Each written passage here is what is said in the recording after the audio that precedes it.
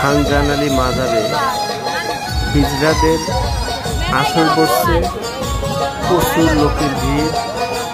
এখানে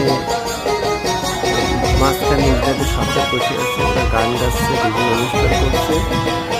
এবং আমরা এসেছি খানজান আলী মাজারের সেই দিনে দেখতে এসে দেখি যে হিজড়াদের আসর। অনেক গান বাদ্য করতেছে। স্থানীয় এবং মেলায় ঘুরতে আসা প্রচুর লোক তাদের অনুষ্ঠান দেখছে।